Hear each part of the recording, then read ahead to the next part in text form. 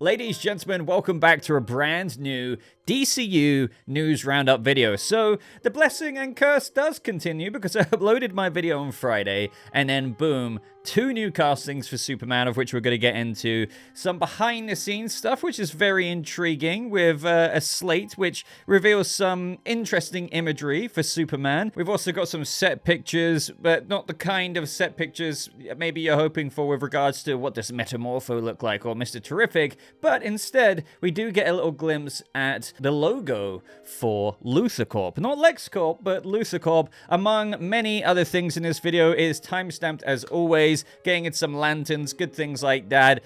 So I just want to get straight into this. But I would appreciate a hit of the like button if you would be so kind to do so. And maybe consider subscribing for more updates like this. But to kick off this video right away, I do want to do my second or third reminder of how just any day now we're going to get our first look, maybe at Creature Commandos. And I add that maybe in there because if you didn't know already, it's Annecy Animation Film Festival. And here we have from Nexus Point News, they're saying that they're there.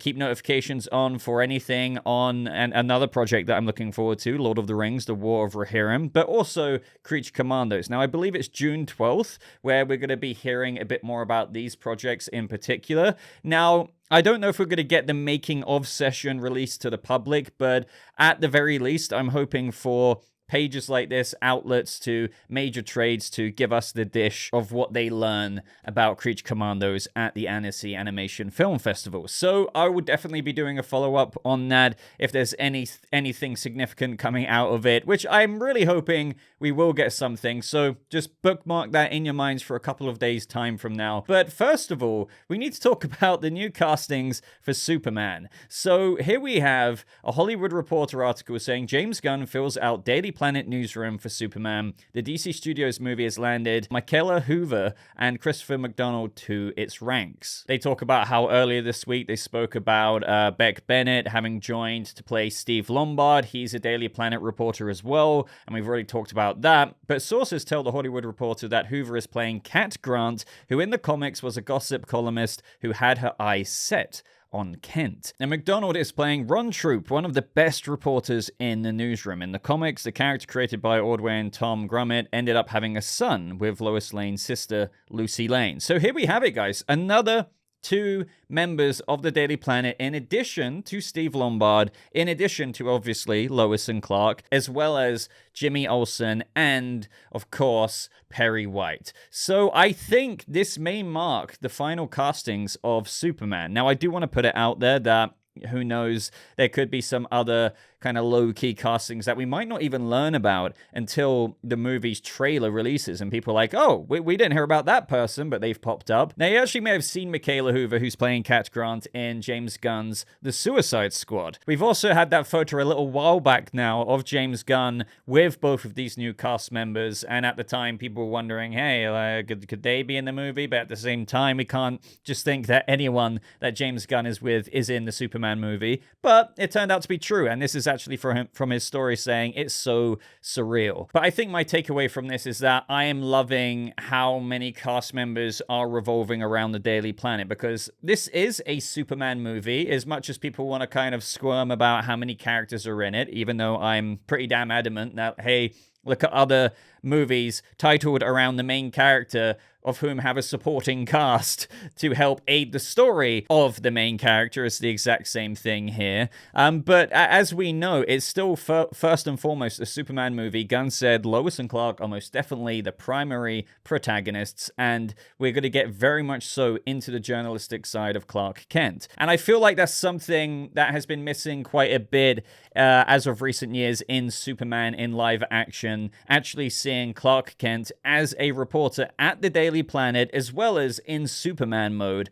We've got a lot of that from Lois in Superman and Lois. In the Snyderverse, sure, in BVS they touched on it a little bit, but like now we're actually going to be in and out the revolving doors of the Daily Planet with all of these other characters, and it's just going to be great to see how that unfolds, what Clark is like in his Clark Kent reporter mode in the office, navigating around perhaps his colleagues talking about Superman. And does Lois know he's Superman? Does Jimmy know without Lois knowing? Who knows where this could lead? But I'm just really excited about that early days Superman environment in the Daily Planet, with Clark maybe not having had a lot of people being aware of him being the Man of Steel. Granted that I say it's early days, he is an established hero, but he's not a veteran. So we're still waiting to see how long he's been Superman and flying around in the red cape. But I've always said if it's not an origin, but he's not a veteran, he must only be like similar to Matt Reeves' The Batman, 1.5 to 2 years, maybe 2.5 years, having been active as the Man of Steel. But let me know what you're most excited for. Is it the Metahuman Compatriots with Mr. Terrific, Hawkgirl, Metamorpho, Guy Gardner, or are you also maybe equally as excited to see him going in the Daily Planet offices and interacting with all of these other characters as well? So up next in Superman, this is pretty interesting, and it is kind of funny how fascinated of the little crumbs that we get, because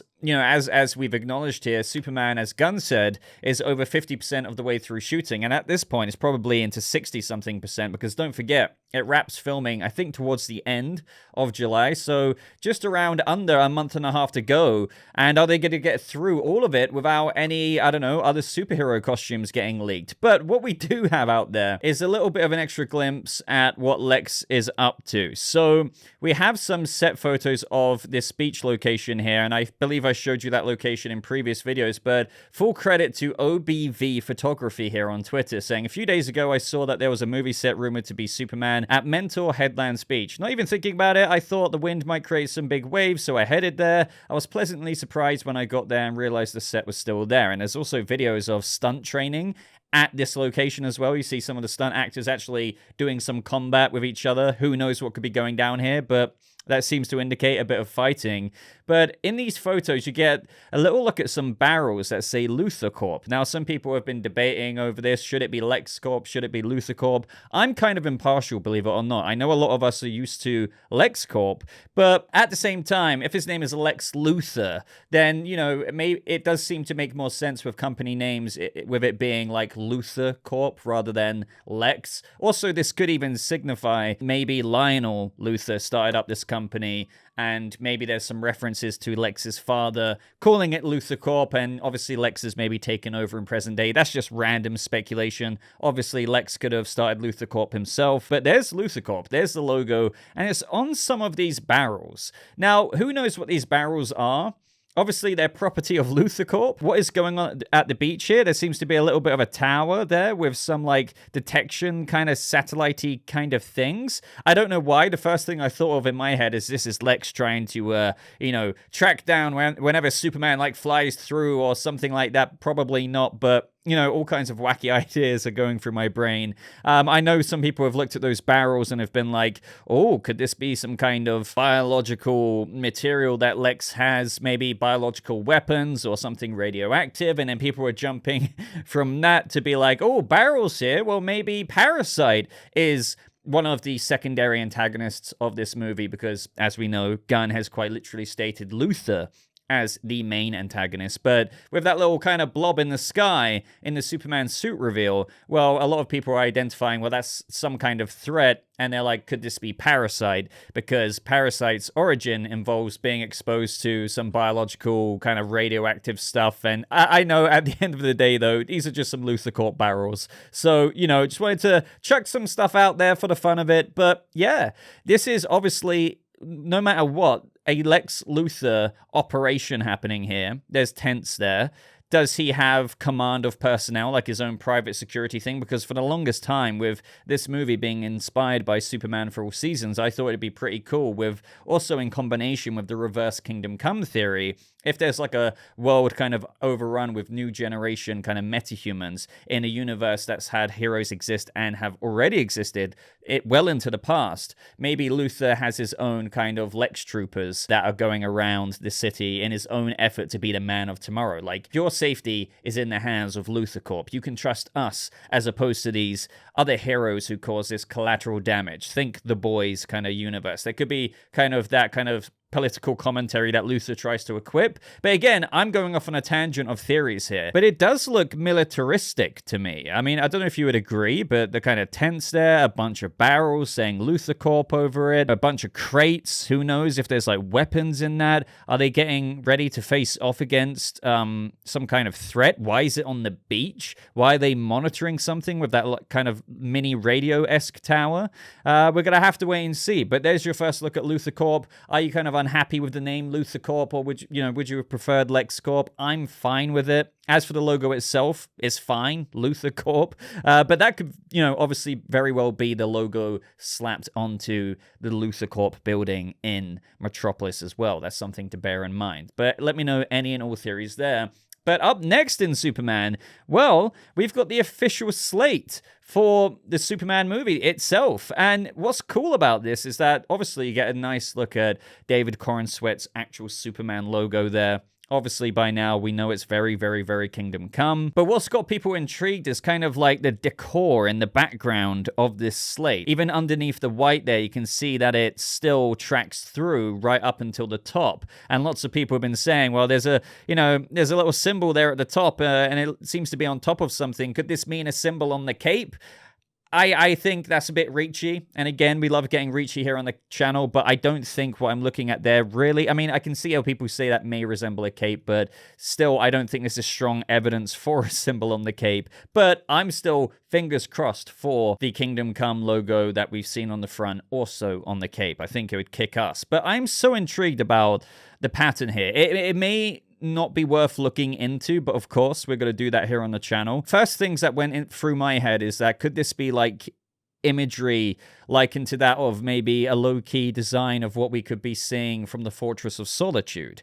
Again, reachy, I have no basis for this. Also, the Fortress of Solitude, would it really look like that? Because this kind of looks like almost this like Catholic stained glass windows design. But, if you kind of translated a Fortress of Solitude design onto paper in a concept art way, maybe there could be something innovative like this on the inside. Now, I do really want like a ice crystals kind of vibe to this Fortress of Solitude once again, but maybe with like a bit of innovation. And maybe on the inside, there is some kind of alien, Kryptonian kind of beauty that could be reminiscent of what is on the slate here. Now, again, it really might not be that whatsoever, but it would be so cool with this Superman already being an established hero, so you have to assume the fortress is already set up. I mean, we know they've been filming in Norway at the beginning on February 29th for the Fortress of Solitude scenes. So it's already out there, it's already set up. Superman probably did that quite a while ago. But imagine if the interior, even though I can't really make out what this is, if it's like the inside of a room or something like that.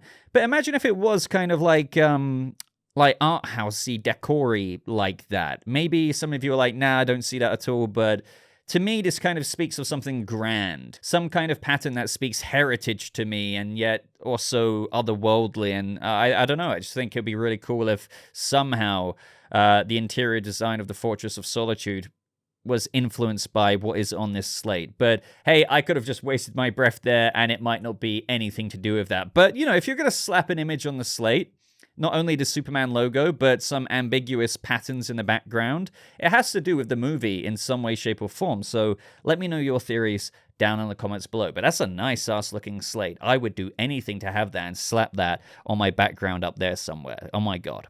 Somebody steal me one, please. James, are you watching? Sort your boy out. And in some other Superman news, a lot of people have been messaging me about this because Gunn 16 hours ago, posted on the threads, capturing a nice moment in Macon after a long day of shooting Superman, with, from left to right, Michaela Hoover, Cat Grant, Ava, dog, Lars, Winther, producer, Chris McDonald, Ron Troupe, Brittany, friend, Wendell Pierce, Perry White. It's just cool to see that they're all chilling. Wendell Pierce is down there. Michael Rooker, just visiting while shooting in Charleston, not here to shoot, I swear. Now, that's what people were messaging me about, saying, even though Gunn said that Michael Rooker Rooker came down for this like little sesh that they're having, and said that he's not here as a part of the film. Could he be lying? Well, I actually tend to believe him here. I know a lot of people are thinking that Michael Rooker could be like a good Sam Lane or General Lane, you know, Lois's father. But yeah, he says just visiting while they're shooting. He's not here to shoot himself, he swears.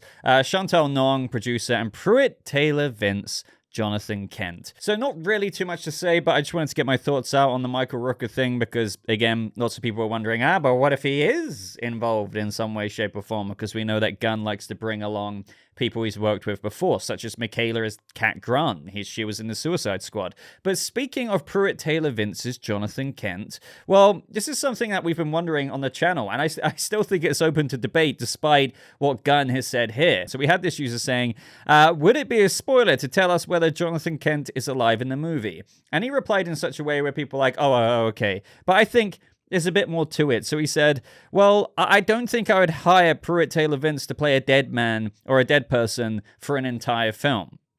Now, that doesn't mean you wouldn't hire him to play Jonathan Kent who's alive, but who dies in the film. Now, you guys know me. I'm very happy that we have an active Superman with both Ma and Pa Kent alive. I know some people are against that. But I think it's really cool, and it's reflective of Superman for All Seasons. Granted, that Clark is still quite early on in Superman for All Seasons, and there's quite a few flashbacks, but it still works very, very well. And you guys have heard me talk about how Jonathan Kent can help teach Clark about his limitations to, not be able to save everyone, yes, while he's alive, and not necessarily needing to learn that lesson himself through his own father, Jonathan Kent, dying. I stand by that. I know people find it a very valuable lesson, and I do agree when he learns of Jonathan Kent dying. For example, in Superman, All-Star Superman, he hears Jonathan Kent's heart stop beating, and he flies so fast he basically catches fire. And I do stand by that's quite an impactful moment in Clark's life. But I just feel like you can innovate in a sense of, hey, Pa Kent can be alive. He can still die in the DCU, whether it's in this movie towards the end or not. But I do like him being there for imagining David Corenswet as Clark Kent, go back to the Kent farm, which, we've got photos of now. We know what it looks like. There is a barn there. I keep seeing people say there's not a barn. There is a big-ass barn there.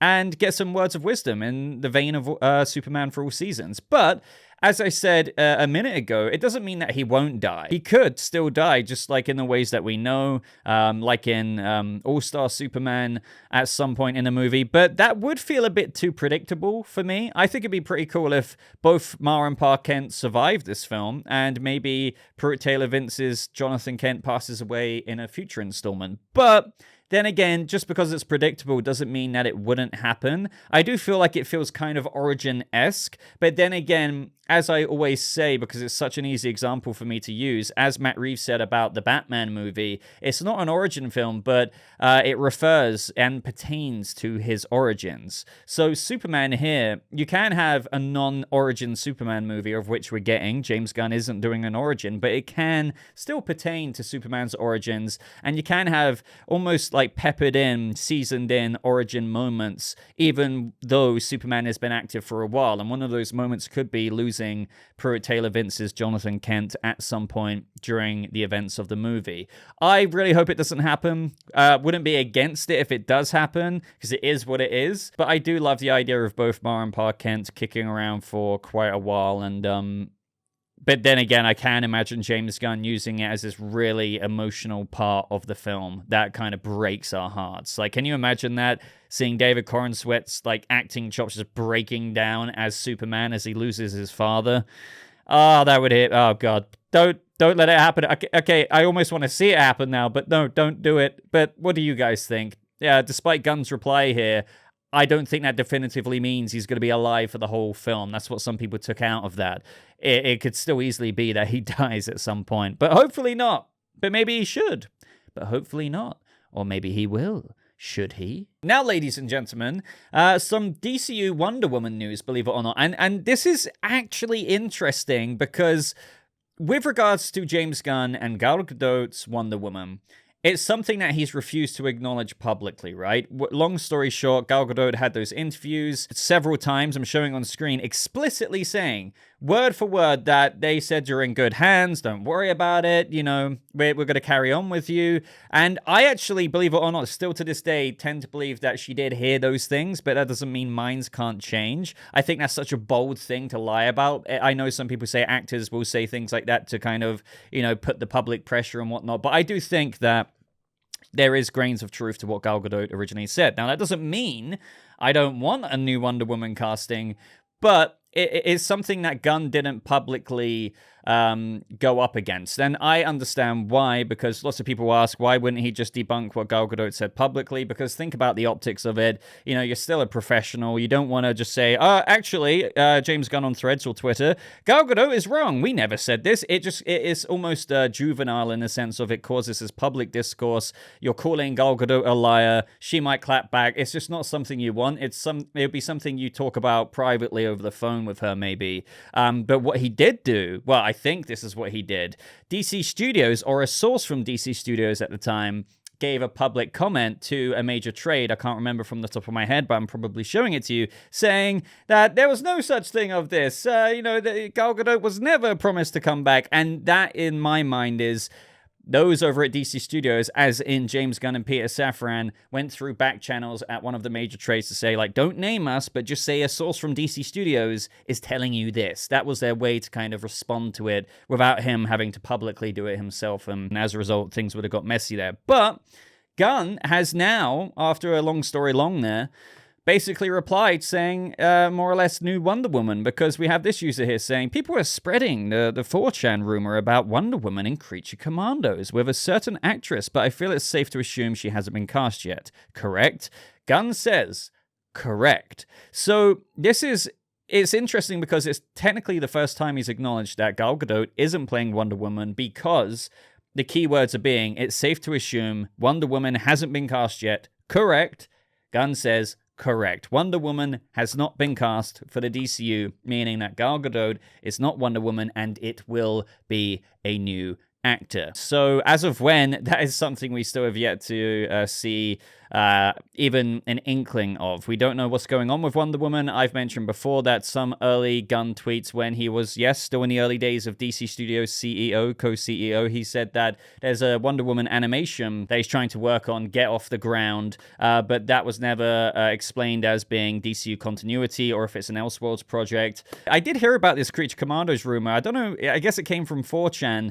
I don't know why people thought, well, I suppose people thought Wonder Woman could be in it because we know that we're getting Cersei. Cersei is a Wonder Woman villain, which is really cool, by the way, because she's going to be in Creature Commandos canon in present day. Creature Commandos isn't in World War II. It's a modern day setting set up by Amanda Waller. So we could get some references to Wonder Woman from Cersei, played by Anya Chalotra. You may know her from The Witcher. She played Yennefer of Vengerberg. So that's pretty cool. And I can't wait to see maybe Anya Chalotra appear as Cersei in live action. Maybe in whatever the heck this Wonder Woman thing's going to be. But who is going to be our new Wonder Woman? I don't know. I know there's been some fan castings out there. I wasn't sure at first, but Job Hutz did this incredible artwork for Adria Arjona as Diana.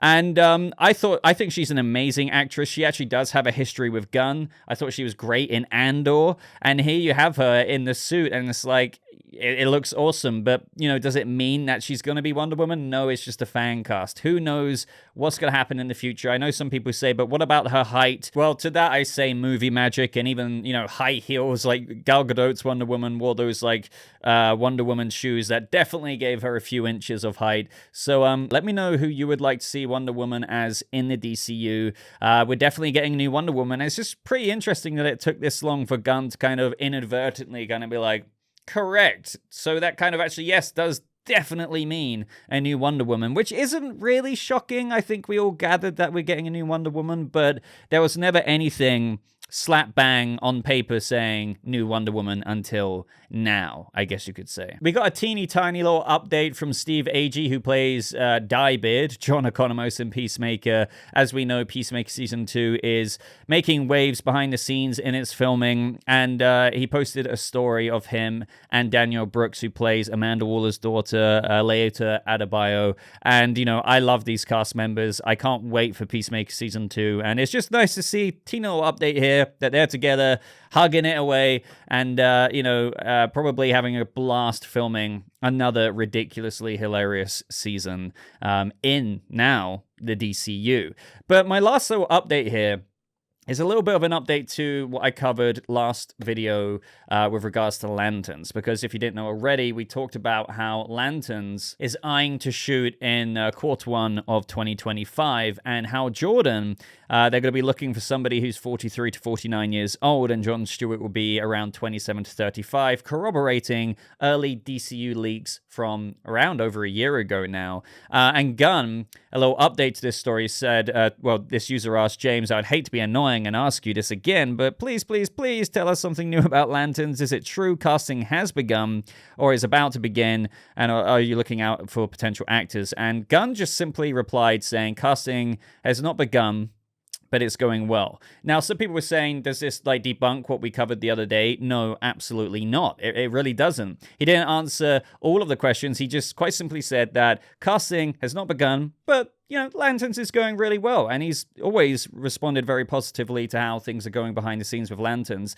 But does this mean what we found out about how Jordan, like the ages they're looking for these roles, with him being 43 to 49, and John Stewart being more of maybe the rookie Lantern in this detective-driven Precinct Earth series, being around 27 to 35? No, I think that information is still very, very true. Casting has not begun, but that doesn't mean that they're not going to search for those age brackets for the roles of Howard Jordan and John Stewart. And also, it doesn't mean that they're not going to start shooting or looking to start shooting in the first quarter of 2025. That's probably still very, very accurate. Gunn did not debunk that, but it's just not begun casting now. If you want a bit more of my speculation on that, check out my last video, because I got into where things could be at with Hal Jordan having already been a Green Lantern for like 8 to 10 years, similar to Batman, really, in the DCU. And could this even lead to this ancient threat, ancient terrifying horror in the Lantern series that Hal Jordan and John Stewart stumble across? Like, that's kind of like the big plot of the show.